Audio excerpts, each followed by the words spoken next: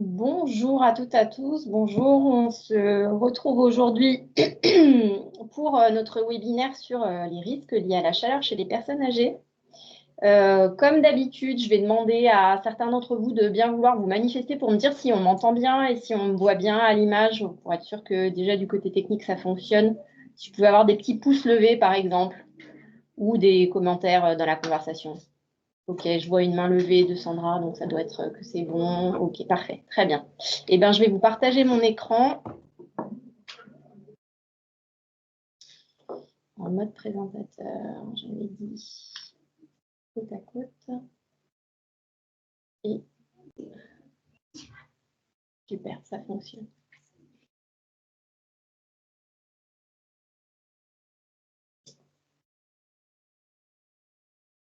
Voilà.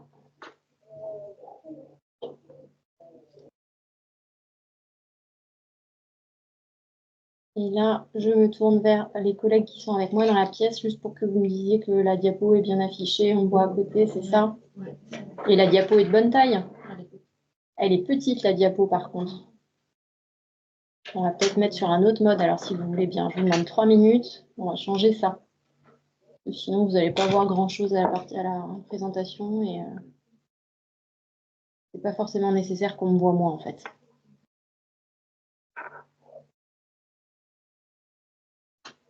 On va faire une présentation classique.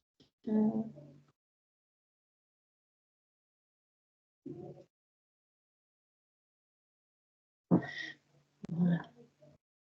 Alors, partage de l'écran. Normalement.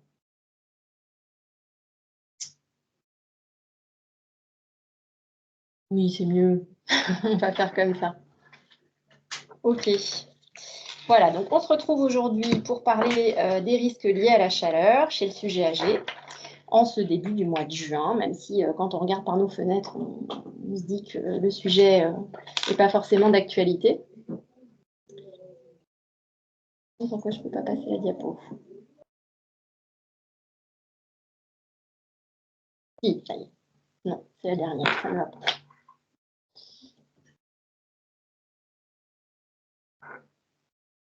Voilà. Là, on est bon. Toujours quelques petits messages techniques pour le bon déroulement du webinaire. Je vous rappelle que vous pouvez poser vos questions dans le chat sans attendre la fin de la présentation. J'ai mes collègues qui se chargent de recueillir vos questions au fur et à mesure que vous les posez et puis on les abordera après. Pensez à bien baisser vos mains levées en cliquant de nouveau dessus. Et puis, pensez à bien quitter la vidéo aussi si jamais vous devez quitter le webinaire en cours de route, par exemple, ou à la fin pour que ça ne pose pas de problème pour l'enregistrement du replay.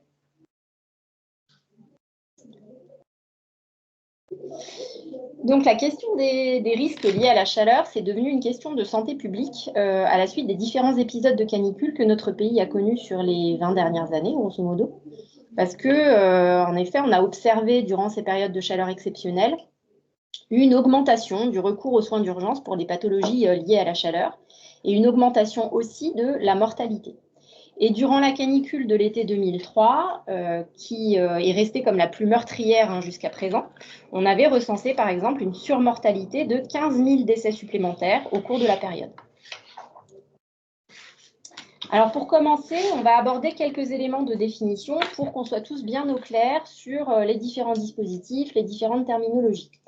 Donc l'alerte en cas de risque lié aux hautes températures, elle repose sur la vigilance météorologique, avec une carte de vigilance météo qui est actualisée 2 fois par jour et plus fréquemment si la situation l'exige. Cette vigilance météo, elle définit 3 niveaux d'alerte, le niveau jaune, orange et rouge.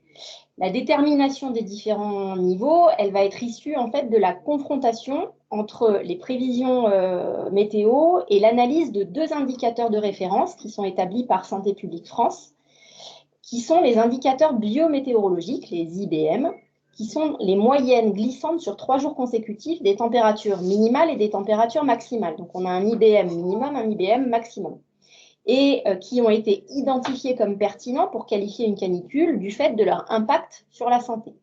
Ces IBM, ils sont définis au niveau de chaque département.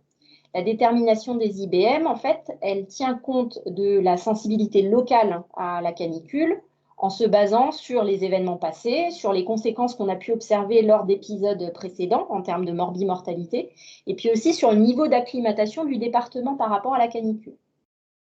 Par ailleurs, Météo France peut décider de modifier ou non la couleur de la vigilance en fonction d'autres données recueillies auprès de Santé publique France. Par exemple, en se fiant au nombre d'entrées de personnes souffrant de la chaleur dans les hôpitaux.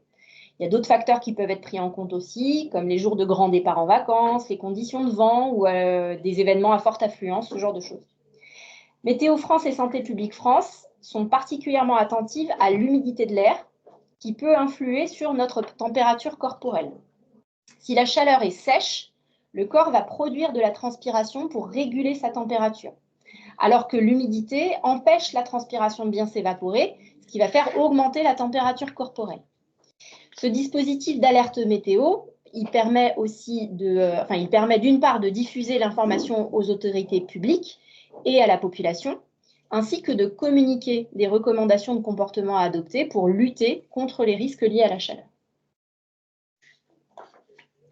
Le terme vague de chaleur, c'est un terme générique qui désigne une période de température élevée pouvant entraîner un risque sanitaire dans la population. Le risque de survenue de vagues de chaleur, il est particulièrement présent en général entre le 1er juin et le 15 septembre, qui va correspondre à la période de veille saisonnière. Le terme vague de chaleur, ça va recouvrir différentes situations. Tout d'abord, on a le pic de chaleur. Ça, c'est une période de chaleur intense de courte durée, de 1 ou 2 jours. Ensuite, on a l'épisode persistant de chaleur. C'est une période de température élevée, mais qui sont quand même en dessous des seuils départementaux de risque définis, des IBM, et qui perdurent dans le temps au-delà de 3 jours. Ensuite, on a la canicule à proprement parler. C'est une période de chaleur intense, avec des températures qui sont au-dessus des seuils départementaux de risque définis et qui perdurent dans le temps au-delà de 3 jours et de 3 nuits consécutifs. Et enfin, on a la canicule extrême. C'est une période de canicule exceptionnelle par son intensité, par sa durée, son étendue géographique, et avec un fort impact sur le plan sanitaire, mais aussi sociétal, avec une désorganisation de la vie quotidienne. Alors, chaque année, les cartes de vigilance, elles sont publiées et elles sont mises à jour en fonction des IBM qui auront été déterminés dans chaque département. Les préfectures déclenchent ensuite des niveaux d'alerte correspondant au niveau de leur territoire, avec des actions à mettre en œuvre dans le cadre du plan canicule dont on parlera un petit peu plus loin. Pour les établissements et les services socio-médico-sociaux, il va s'agir de déclencher les actions prévues au volet canicule du plan bleu, qui doit être établi pour chaque structure et qui constitue une obligation réglementaire. Alors, les personnes âgées, une population à risque. Cette liste que je vous ai mise sur la diapo, elle recense les personnes fragiles qui constituent une population présentant un risque accru vis-à-vis des effets délétères de la chaleur. Donc, les personnes âgées, bien évidemment, elles font partie de la liste et elles sont à risque du fait de leur âge, bien sûr, qui en lui-même est un facteur de fragilité, mais ce n'est pas tout. Elles sont à risque aussi du fait des pathologies chroniques qui sont présentes chez une grande proportion d'entre elles et du fait aussi de la prise de certains traitements qui viennent majorer les effets de la chaleur et diminuer les capacités d'adaptation de leur organisme à la chaleur. Alors, le système de thermorégulation chez la personne âgée, il ne fonctionne pas aussi bien que chez le sujet plus jeune, ce qui va entraîner une baisse de la température centrale et par conséquent une perception réduite de la chaleur ambiante et une absence de comportement de protection vis-à-vis de la chaleur. C'est pour ça qu'il est assez fréquent de voir les personnes âgées qui sont habillées en plein été comme si elles étaient en hiver, ou en tout cas, elles supportent très bien un gilet, un châle, alors que nous-mêmes, franchement, si on pouvait être en maillot de bain, voilà, c'est le seul vêtement qu'on supporterait nous, et bien eux, ils arrivent à supporter des vêtements un petit peu plus chauds. Le problème, c'est que la perception de la chaleur est réduite chez le sujet âgé, mais en revanche, quand la température corporelle finit par monter, et ben, ses capacités à se débarrasser de cette chaleur en excès, à se défendre, sont également moins performantes. La dysrégulation thermique, elle est finalement le résultat de différents mécanismes. D'une part, il y a une baisse de la température centrale, qui est due à une activité physique réduite chez les personnes âgées et une baisse du métabolisme. Et ces deux éléments-là, habituellement, ce sont deux facteurs d'augmentation de la chaleur dans l'organisme. Et puis, il y a aussi la diminution de la masse grasse, qui est une couche d'isolant naturel du corps. Ensuite, il y a une baisse de l'efficacité de la circulation sanguine, qui va entraîner une diminution des capacités du corps à se débarrasser de la chaleur en excès, et un défaut de stimulation des glandes sudoripares, et donc de la production de sueur, qui est habituellement un système physiologique de déperdition de chaleur également. Et puis enfin, il y a une baisse des performances de l'hypothalamus, qui est une glande dans le cerveau et qui est habituellement en charge de la thermorégulation centrale, c'est-à-dire au niveau du cerveau. Et puis enfin, à ces phénomènes physiologiques qui sont liés au vieillissement, vont s'ajouter quelques facteurs aggravants supplémentaires, tels que, d'une part, certaines pathologies qui vont pouvoir aggraver ces différents phénomènes. Par exemple, les pathologies cardiovasculaires qui vont influencer l'efficacité de la circulation du sang et les capacités de l'organisme pour lutter contre la chaleur. Et puis, un autre exemple, c'est certaines pathologies neurologiques qui vont influencer les performances de la régulation thermique centrale. Et puis, il y a d'autres facteurs aggravants, d'autre part, ça va être certains médicaments qui vont eux aussi venir interférer avec les capacités d'adaptation de l'organisme vis-à-vis de la chaleur, soit par réduction du débit sanguin, soit par réduction de la sudation, en tout cas ou par interaction avec le système neurologique responsable du déclenchement des mécanismes de défense vis-à-vis de la chaleur, etc. Donc, si on résume, avec l'âge, on ressent moins la chaleur, du coup, on ne s'en protège pas suffisamment, et notre organisme a des mécanismes de défense moins performants qui peuvent être encore diminués du fait de certaines maladies ou de certains traitements. Donc, on va aborder maintenant les différentes pathologies liées à la chaleur. Dans un premier temps, on va parler des moins graves. Donc, les pathologies liées à la chaleur, elles présentent la particularité de ne pas être accompagnées de fièvre. Par ordre de gravité, on va trouver le coup de soleil, qui correspond à une rougeur cutanée liée à l'exposition directe au soleil. Ensuite, on va trouver les crampes musculaires, qui résultent, elles, d'un déséquilibre en électrolytes, c'est-à-dire les composants minéraux qui sont présents dans l'organisme, dû à l'exposition à la chaleur. Et la conduite à tenir dans ce cas, ça va être de s'hydrater et d'absorber du sel par l'alimentation et par la boisson d'eau minérale, par exemple. Ensuite, on a l'épuisement à la chaleur, où la personne va présenter une grande fatigue, une faiblesse générale, elle peut présenter des sensations de vertige, des étourdissements, une agitation nocturne qui peut aller jusqu'à l'insomnie. Et la conduite à tenir dans ce cas, ça va être de se reposer au frais, de s'hydrater et d'absorber du sel, encore une fois. Alors, le degré le plus grave des pathologies liées à la chaleur, c'est le coup de chaleur. Dans le coup de chaleur, on constate tout d'abord une fièvre pour le coup, qui peut être très élevée, supérieure à 39, mais qui peut même monter au-dessus de 40-41 degrés. La fièvre, elle va être associée à un ensemble de signes généraux. Ça va être une fatigue intense, des crampes, des vertiges. Et puis, on peut aussi observer des signes digestifs avec des nausées, des vomissements, mais surtout des signes neurologiques, tels que des maux de tête, des vertiges, des troubles de la conscience qui peuvent aller jusqu'au coma, une confusion et des convulsions. Le coup de chaleur, c'est une pathologie qui engage le pronostic vital et c'est donc une urgence médicale.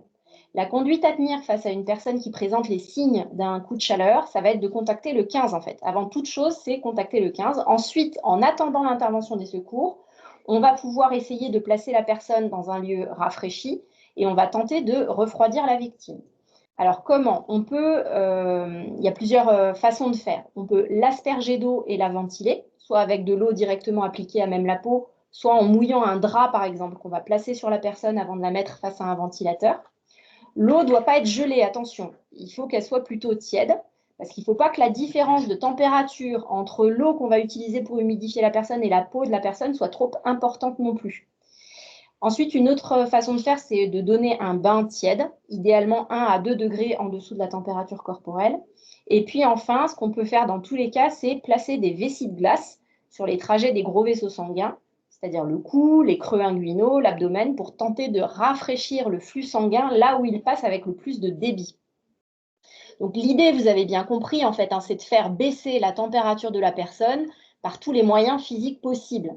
Il va s'agir de favoriser la dissipation de la chaleur en excès présente dans le corps de la personne par tous les moyens physiques qui existent, c'est-à-dire la convection, la conduction, l'évaporation. On ne va pas rentrer dans les détails de ces concepts physiques. Par contre, juste comme je disais tout à l'heure, pour les différences de température, il faut se méfier parce qu'il ne faut pas non plus provoquer une constriction des petits vaisseaux qui se trouvent sous la peau en mettant de l'eau trop froide sur la personne, parce que dans ces cas-là, on ne va pas profiter de la vasodilatation due à la chaleur qui va permettre de créer une surface d'échange importante entre l'organisme et l'environnement. Donc, il faut trouver le bon équilibre. On cherche à la rafraîchir, mais si on met de l'eau trop froide, les vaisseaux ils vont se serrer et du coup, ils vont paradoxalement pas dissiper leur chaleur.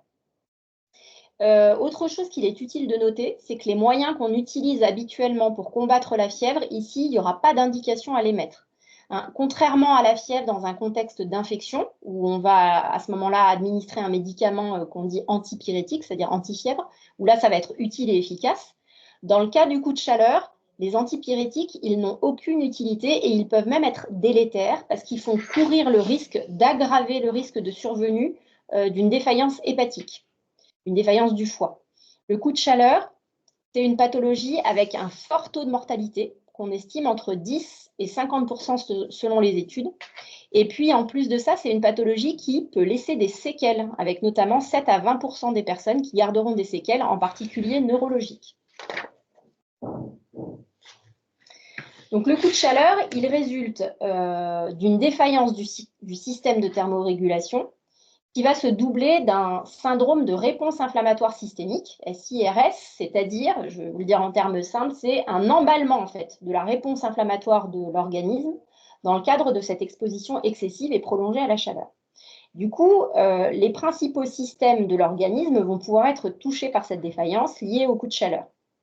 Donc, au niveau du cœur et du système cardiovasculaire, on va observer des troubles du rythme cardiaque avec une tachyarrhythmie, donc un cœur qui va battre de manière irrégulière et de manière trop rapide, et puis une hypotension artérielle, c'est-à-dire une tension trop basse.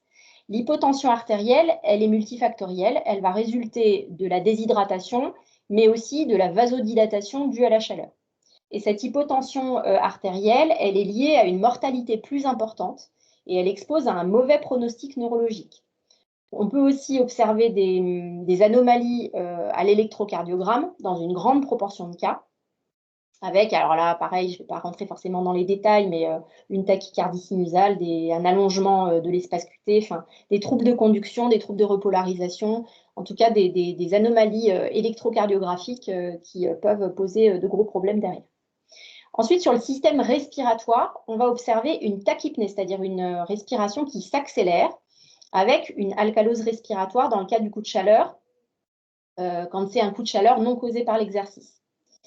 Parmi les complications respiratoires, on peut citer l'œdème pulmonaire, on peut citer aussi l'infarctus pulmonaire ou la détresse respiratoire aiguë. Sur le système neurologique ensuite, les troubles du système neurologique central, ils vont être attribués à une combinaison possiblement entre de l'œdème cérébral, de l'ischémie cérébrale, c'est-à-dire un défaut d'irrigation, et des désordres métaboliques. Les manifestations neurologiques, elles vont avoir un spectre de gravité assez large. Ça va aller d'une simple irritabilité en passant par des idées délirantes jusqu'à l'encéphalopathie et le coma. Des convulsions peuvent arriver aussi, on peut en voir, et c'est souvent observé pendant la phase de refroidissement. En fait, c'est au moment de l'abaissement de la température que ça va se déclencher. Le système digestif ensuite. Alors, dans le système digestif, il va y avoir des lésions hépatiques et des lésions intestinales qui sont causées à la fois par la chaleur directement sous forme de lésions thermiques directes, et puis aussi par la baisse du débit sanguin qui est due à une redirection préférentielle de la circulation sanguine vers la périphérie, puisque le corps est en train d'essayer de se débarrasser de la chaleur, donc il va aller mettre tout le débit sanguin à la surface de la peau pour pouvoir se débarrasser de cette chaleur. L'augmentation de la perméabilité des intestins, elle va pouvoir permettre le passage de certaines toxines dans la circulation, ce qui va venir exacerber, aggraver la réponse inflammatoire. Souvent, on voit les tests hépatiques, les tests au niveau du foie qui vont être perturbés pendant le coup de chaleur.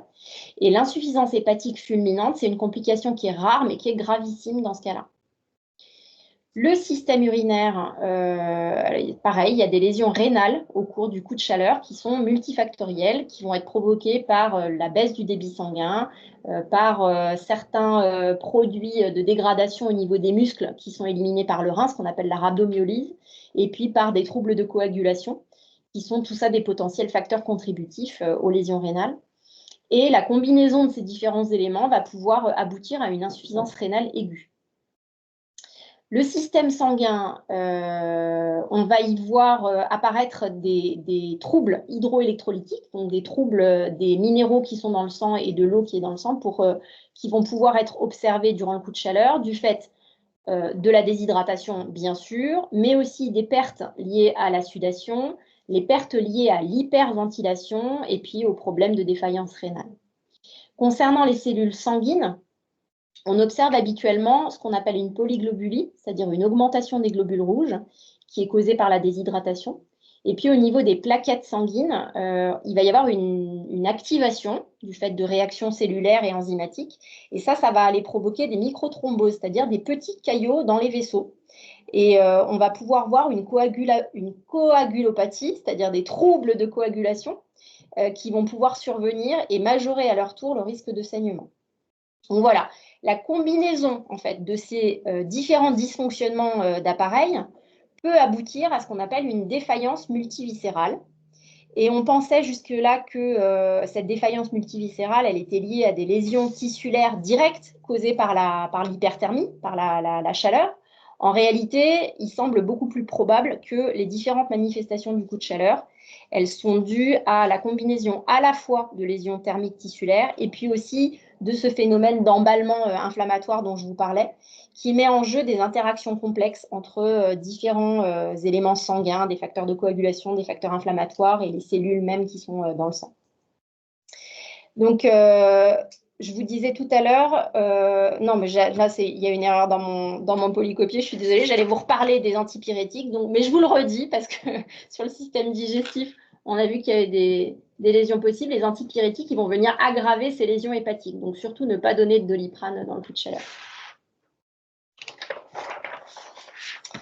On va aborder maintenant le cas particulier de la déshydratation, qui peut être un véritable piège chez la personne âgée. Et pour moi-même ne pas souffrir de déshydratation, vous me pardonnez, je vais boire un tout petit peu.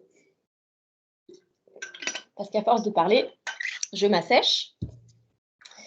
Donc, en effet, de la même façon que le sujet âgé ne perçoit pas la température de la même façon que le sujet plus jeune, il ne va pas non plus percevoir la sensation de soif de la même façon. La perception de la soif chez le sujet âgé, elle va être altérée par un fonctionnement moins performant de ses récepteurs chimiques et de ses récepteurs de pression dans l'organisme. En bref, l'organisme ne va pas percevoir que la balance hydrique est en train de se déséquilibrer et ne va pas envoyer de message d'alerte au cerveau lui indiquant qu'il faut boire, qu'il faut s'hydrater. En réalité, quand la soif est présente chez le sujet âgé, c'est souvent que la déshydratation est déjà là. On arrive un tout petit peu après la bataille. Si en plus de ça, la personne présente une perte d'autonomie qui la met en situation de dépendance vis-à-vis d'un tiers pour la prise de boisson, on va ajouter un facteur de risque. Donc, comme pour la chaleur concernant la soif, la personne âgée ne voit pas le problème arriver et elle n'adopte pas les comportements protecteurs qui permettraient d'éviter la survenue de la déshydratation. Là aussi, comme pour le risque lié à la chaleur, certaines pathologies et certains médicaments vont venir encore aggraver le tableau avec un risque majoré de déshydratation. Par exemple, certaines pathologies qui augmentent les pertes en eau de l'organisme, que ce soit au niveau rénal, respiratoire ou digestif. Et puis, pour ce qui est des traitements, il y a les traitements diurétiques, par exemple, qui vont eux aussi augmenter le fonctionnement du rein pour éliminer l'eau. Alors, quels sont les signes qui doivent nous faire évoquer une déshydratation chez une personne âgée? Le premier, le principal, bien évidemment, c'est la soif, comme on l'a vu juste avant. Quand la soif est là, bien souvent, c'est qu'on arrive après la bataille et que la déshydratation est déjà bien installée. Les signes qu'on doit rechercher, ils sont multiples. Le premier, c'est la sécheresse des muqueuses. Alors attention, chez les personnes âgées, on ne va pas se fier au pli cutané, parce qu'il y a le vieillissement de la peau qui entraîne un pli cutané physiologique, qui n'a rien à voir avec l'état d'hydratation. Donc on va plutôt rechercher une sécheresse des muqueuses au niveau de l'intérieur de la lèvre. Là aussi, je vous mets en garde, la langue, ce n'est pas le meilleur indicateur parce qu'elle peut souvent être asséchée par d'autres choses chez la personne âgée, par une respiration bouche ouverte, par exemple, ou elle peut avoir un aspect qui est modifié par la présence d'un défaut de salivation, ce qu'on appelle une hypocyalie, qui est assez fréquente chez le sujet âgé. Ensuite, le deuxième signe qu'on va rechercher, c'est une baisse de la quantité des urines, qui indique le fait que les apports hydriques sont insuffisants par rapport à ce que l'organisme élimine et que les reins se mettent, entre guillemets, en veille, quoi.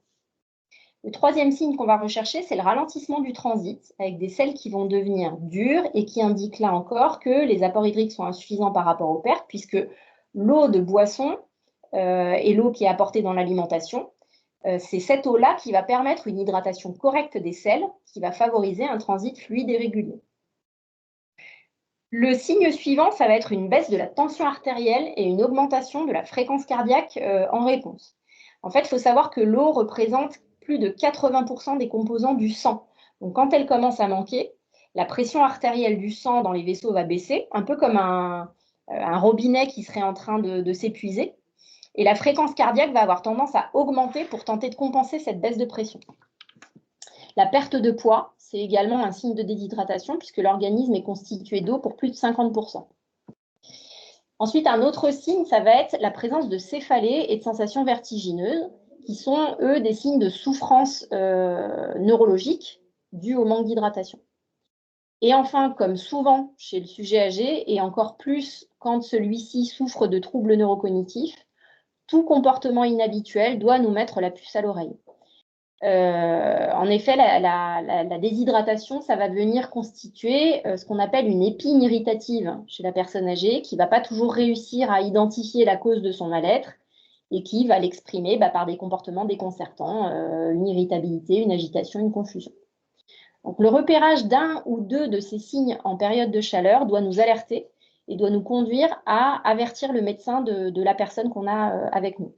La déshydratation, là aussi, c'est une urgence médicale qui, si elle est négligée, peut être difficile à rattraper. Le besoin de réhydratation, c'est quelque chose qui doit être calculé, évalué par le médecin, afin de déterminer la quantité des apports à fournir, la vitesse de réhydratation, puis par quelle voie on va le faire. Est-ce qu'on va le faire par la bouche? Est-ce qu'on va le faire en perfusion, en sous-cutané, en intraveineux? Enfin, voilà. Et pour ce calcul, il est utile, il est même nécessaire, de disposer du poids habituel de la personne, ainsi que d'un résultat de biologie qui va pouvoir donner une idée de la fonction rénale et de l'état des stocks en sodium de l'organisme.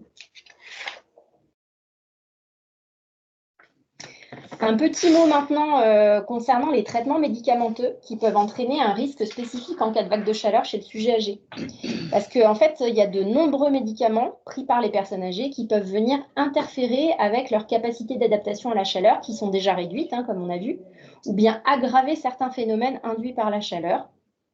Et c'est pour ça qu'à l'approche de la période estivale, il peut être utile d'encourager les médecins qui interviennent dans vos structures ou avec lesquels vous collaborez pour le suivi des personnes à revoir les ordonnances de leurs patients en fonction des traitements qui leur sont prescrits et qui pourraient poser problème en cas de vague de chaleur.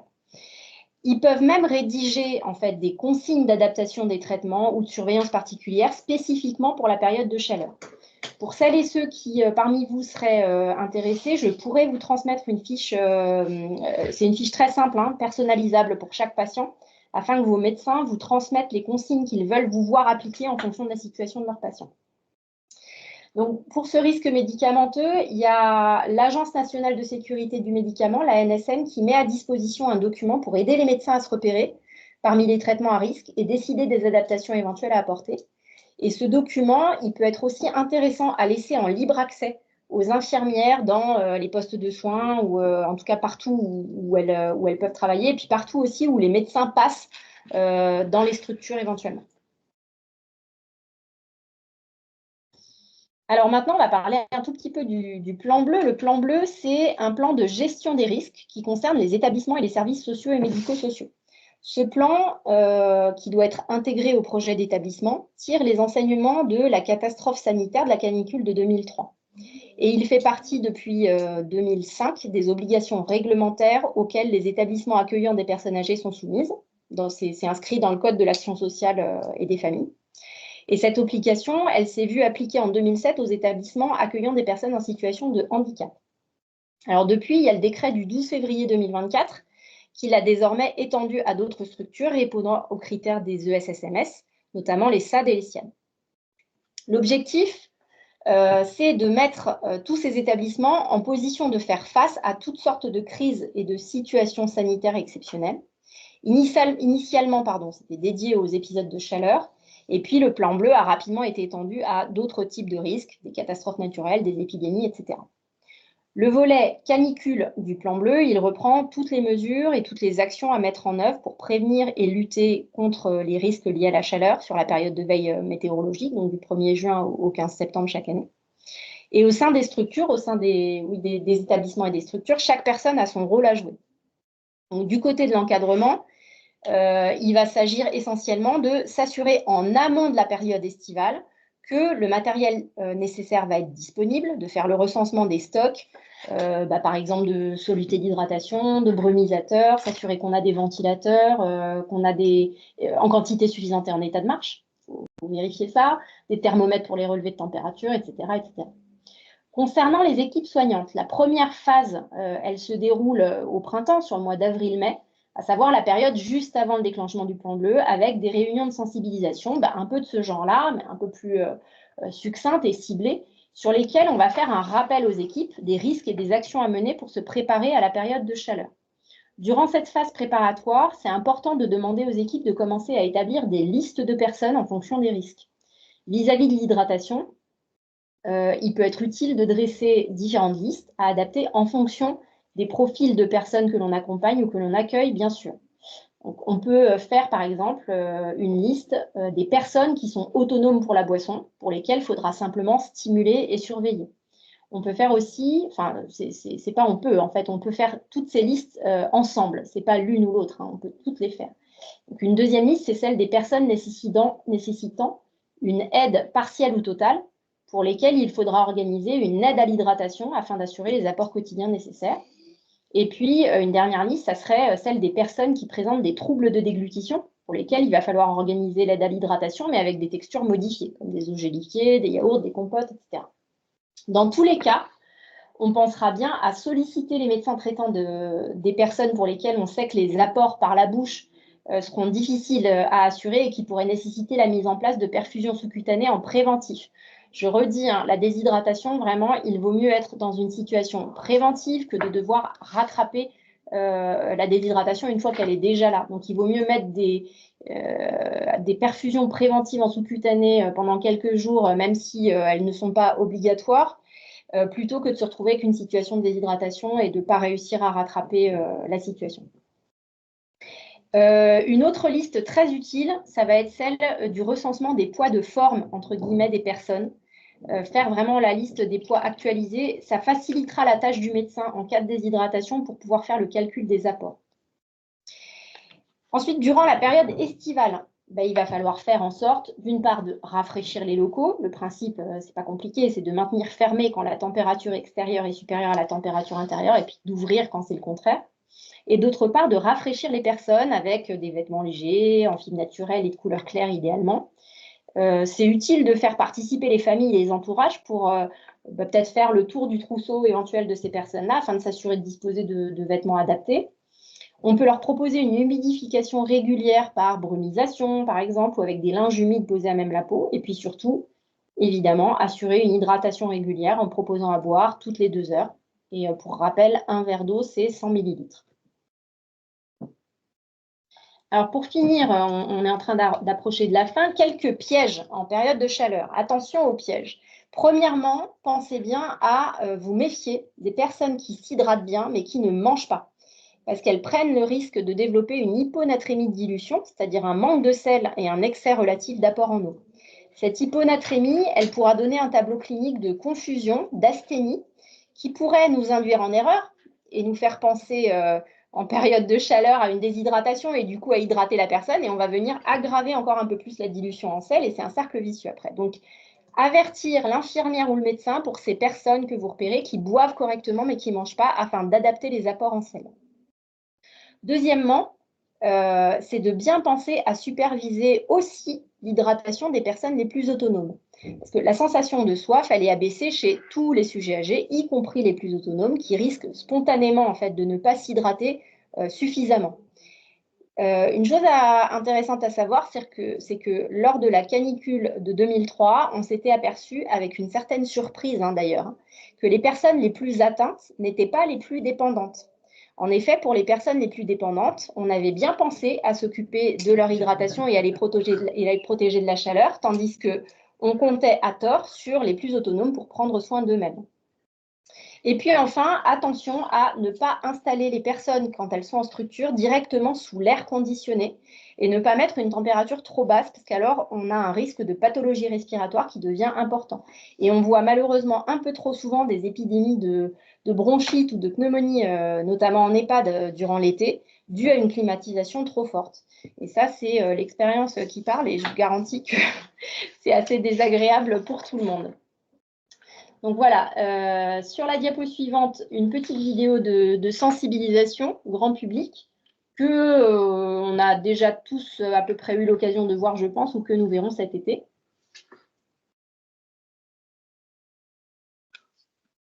Ah, sauf qu'il n'y a pas le son. La nuit.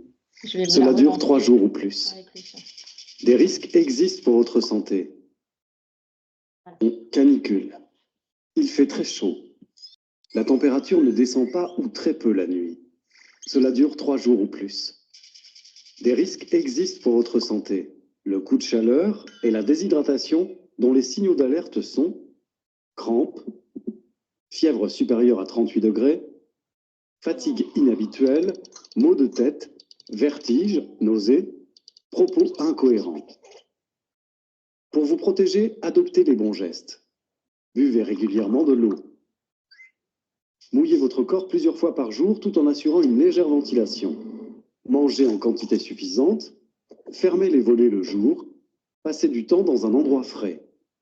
Évitez les efforts physiques. Ne buvez pas d'alcool. Prenez régulièrement des nouvelles de vos proches. Vous êtes particulièrement concerné si vous êtes enceinte, vous avez un bébé, vous êtes une personne âgée.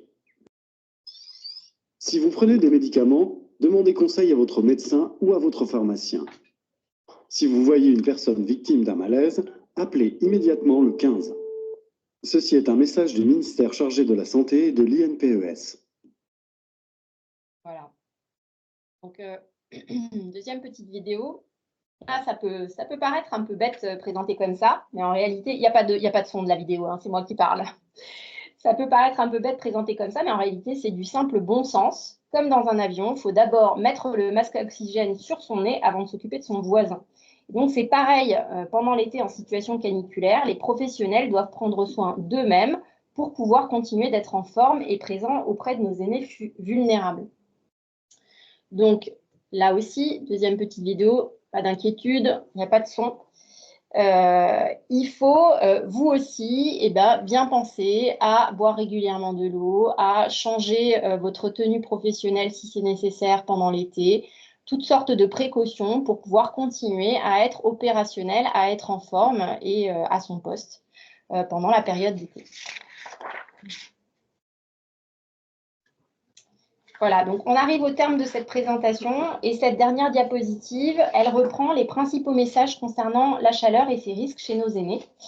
Donc comme souvent chez les personnes âgées, on voit l'importance d'une part d'être dans la prévention pour éviter au maximum d'arriver à la situation de crise dont on aura toujours du mal à sortir et puis d'avoir une vigilance toute particulière par rapport aux médicaments. Voilà, donc merci beaucoup de votre attention. On va passer aux questions. Je vais couper le partage d'écran. Et puis peut-être juste vous dire, pour ceux et celles qui devraient partir, qui ne peuvent pas rester pour les questions, pensez bien à quitter la vidéo si vous quittez le webinaire pour que ça ne pose pas de problème pour notre enregistrement. Le prochain webinaire qui aura lieu le 11 juin. Pour sur la suite des pathologies cardiaques avec l'insuffisance cardiaque et la fibrillation auriculaire qui sera animée par le docteur Emmanuel Tessier. Et puis, vous pouvez aller de toute façon consulter la page du DAC ou la page LinkedIn du DAC 74 pour avoir toutes les informations. Est-ce qu'on voit là ce qui est visible à l'écran, c'est quoi? C'est que moi, ça va? Non. Ok, parfait. Alors, la conversation, y a-t-il des questions?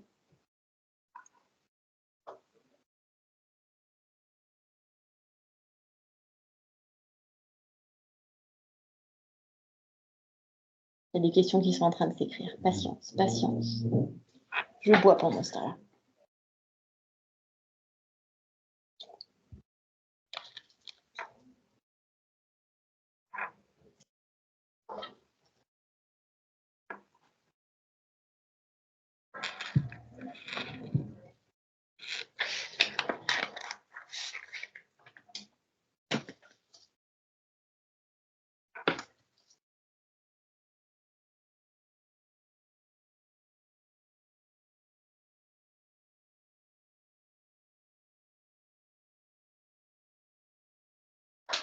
Je vois qu'il y a du monde qui est en train d'écrire, mais pour l'instant, j'ai rien.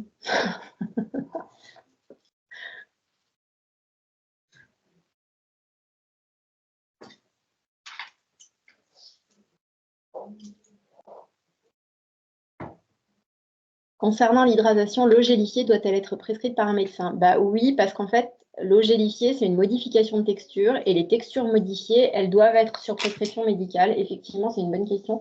Après, c'est sur le fond, hein. Normalement, toutes les textures, à partir du moment où on a quelqu'un qui a des troubles de déglutition, et qu'il y a une modification de texture qui a été décidée, ce qui n'est pas obligatoire, ça pourra être l'objet d'un autre webinaire d'ailleurs sur la déglutition. C'est pas automatique en fait. Quelqu'un qui fait des fausses routes, la modification de texture n'est pas forcément automatique, mais à partir du moment où ça a été décidé, prescrit par un médecin, il faut qu'il y ait une prescription et il faut aussi que ça concerne l'hydratation, parce qu'il peut y avoir des personnes aussi, je rappelle, qui ont des textures modifiées pour les solides, c'est-à-dire pour l'alimentation, la nourriture, mais pas pour la boisson, parce qu'ils sont capables de boire en boisson normale. Donc oui, l'eau gélifiée, pour répondre à la question, elle doit être prescrite.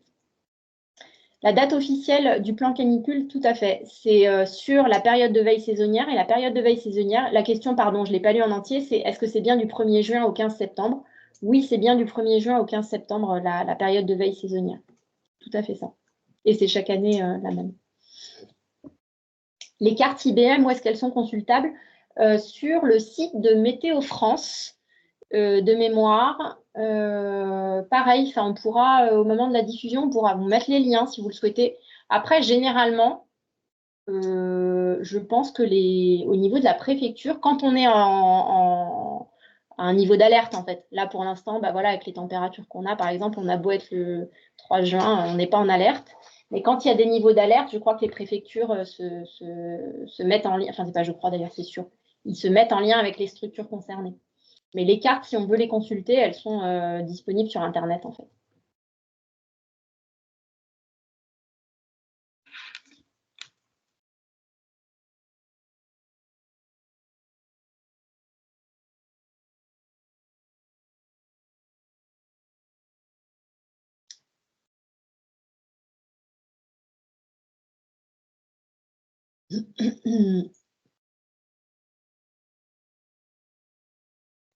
Après, il y a moyen de...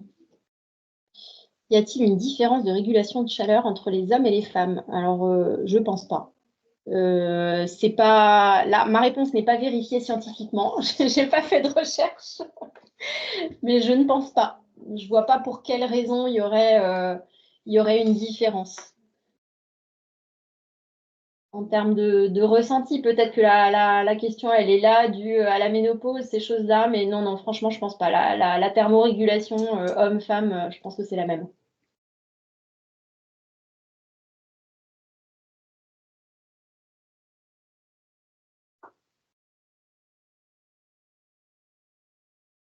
Je suis en train d'écrire.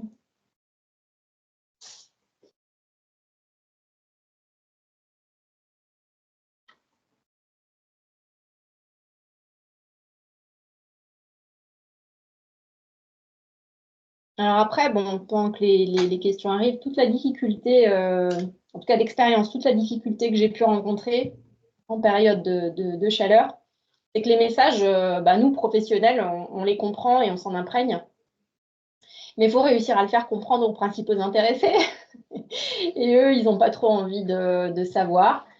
Ça peut être intéressant de leur remettre, il y a des petits flyers, des petits triptyques qui sont là aussi, c'est disponible sur le site du ministère sur pourquoi est-ce qu'il y a des précautions particulières à prendre en période de canicule. Tout ce genre de matériel de communication, ça peut être utile de le diffuser aux personnes que vous accompagnez, à vos usagers, aux personnes âgées que vous accompagnez, à vos usagers. D'expérience, j'ai pu constater quand même qu'ils sont aussi sensibles. Ça m'arrivait de faire des réunions, par exemple, de sensibilisation à la chaleur en établissement, en EHPAD, mais destinées aux résidents, je veux dire, pas destinées. Je faisais bien entendu destinées aux soignants, mais aussi destinées aux résidents. Je pense que pour un certain nombre, ça peut aider à ce qu'ils adhèrent au message qu'on va leur diffuser derrière, quand on va aller leur casser les pieds en leur disant qu'il faut boire et qu'il faut faire attention et tout ça. Ensuite, une deuxième chose qui peut être dans les petits trucs utiles, c'est de varier les plaisirs, quoi. Parce que franchement, boire que de l'eau, ça peut être un peu, c'est pas très rigolo.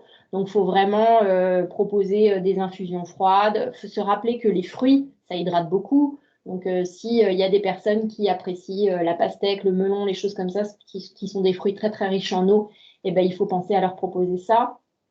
Voilà, que les glaces, les bâtonnets de glace à l'eau ou simplement, il y a des choses qu'on peut faire juste en mettant des sachets dans le congélateur et ça va être à base de jus de fruits ou de choses comme ça ou avec je sais pas comment dire, mais il y a des trucs pour faire des petits bâtonnets glacés soi-même à la maison.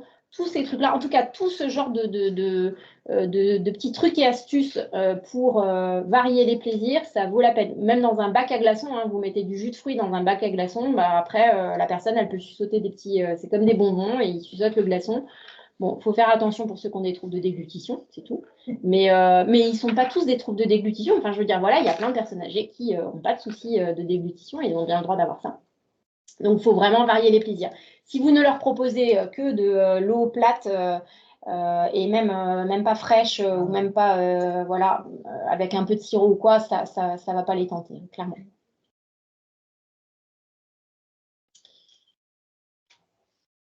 J'ai l'impression qu'il y a quelqu'un qui est en train d'écrire, mais je n'ai rien pour l'instant.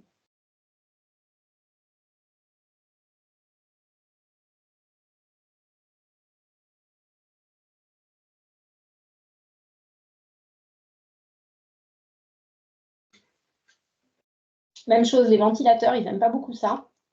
Pour les femmes, j'allais dire de cette génération-là. Maintenant, il faut se méfier parce que plus on avance, moins c'est cette génération-là. Mais certaines femmes peuvent apprécier les éventails. Vous pouvez leur proposer des éventails. Certaines vont trouver ça élégant. Alors, ça peut pas, on en pense ce qu'on veut.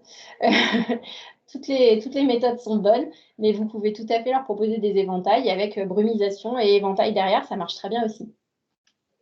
Alors, la question est la suivante. Quels sont, d'après vous, les intervenants libéraux les plus à même de relayer le repérage des personnes isolées pouvant rentrer dans les listings des personnes que les CCAS peuvent appeler en période caniculaire? Nous pensons entre autres aux pharmacies. Alors, les pharmacies, clairement, elles ont leur rôle à jouer parce qu'elles savent les médicaments que prennent les gens. Donc, les pharmacies, et du coup, elles vont repérer un facteur de risque. C'est pas, voilà, ça n'est pas suffisant que les pharmacies se positionnent là-dessus. Mais oui, clairement, elles ont un rôle à jouer. On pourrait même imaginer que les pharmacies, elles fassent une alerte aux médecins traitants en leur disant, attention, votre patient, il est sous tel traitement, vous savez qu'on est en période de chaleur et que ça va poser problème. Ensuite, les intervenants libéraux, c'est tous ceux qui interviennent au domicile des personnes. Donc, toutes les auxiliaires de vie, aides-soignantes, évidemment les infirmières, enfin, les personnes qui voient les personnes âgées boire et manger.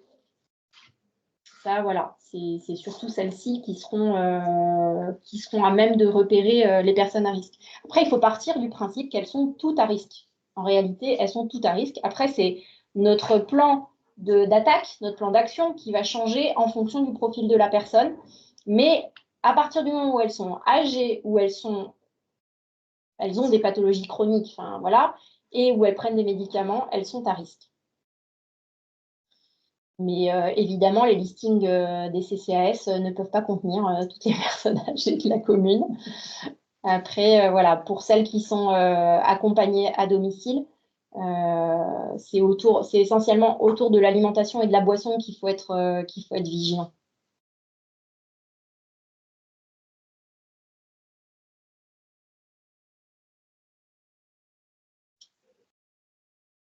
Pas d'autres questions, hein. Bon. N'hésitez pas, de toute façon, s'il y a d'autres questions qui vous viennent a posteriori, il y a mon adresse mail qui était indiquée sur la dernière diapo et puis qui est sur le modèle des adresses du DAC de toute manière, a.durand@dac74.fr. Ah bah si, il y a une question qui est en train de s'écrire. Merci beaucoup, c'est pas une question. Bah, merci à vous de votre attention et puis je vous souhaite à tous un bon après-midi, je vous dis à bientôt.